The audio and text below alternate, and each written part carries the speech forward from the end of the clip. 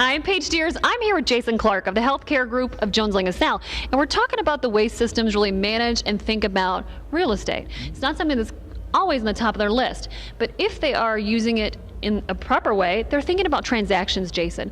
Jones Lang LaSalle did a survey. 7 out of 40 healthcare systems are really thinking about all areas of their business and applying these strategies. How can they really make some efficiencies through transactions?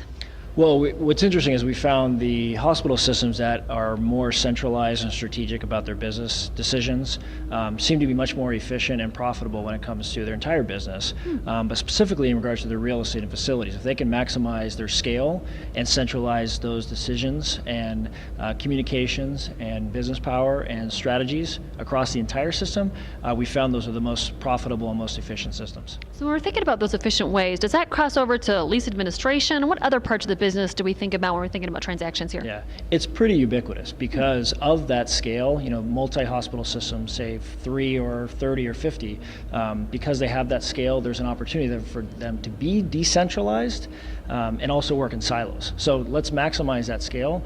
Let's centralize the strategy and the decision making, and we found across the board that can help their bond ratings, that can help their access to capital, and the savings that they're having by centralizing that decision making many times can be allocated to IT, physician network acquisitions, whatever else is very important in their mission. Well, it makes a lot of sense. You're going to have more capital to do the things you want to do, like serve patients well. So why are all systems not applying these kind of tools?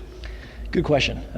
You look outside the healthcare world, this has been used for decades. Pharmaceuticals, Fortune 1000 companies, which we do for them across the world, but it's very new to healthcare. And I think that's because of their outside pressures, the external pressures that the hospitals are starting to face because of healthcare reform, because a lot of those regulations that are coming, they're having to evolve. They're having to think differently.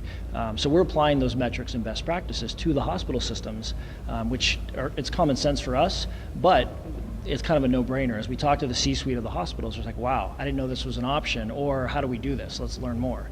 So as we're starting to do this with many hospital systems across the country, we're going to see a new trend in centrally, strategically managing their real estate and their facilities to save sometimes tens of millions of dollars per year. It's pretty significant, and that allows them to use money elsewhere. Well, it sounds like you're on the vanguard of this trend, and we'll see more healthcare systems really starting to think differently about the way they operate and use their real estate. Thanks for sharing your insights with us, Great. Jason. Thanks so much, Paige.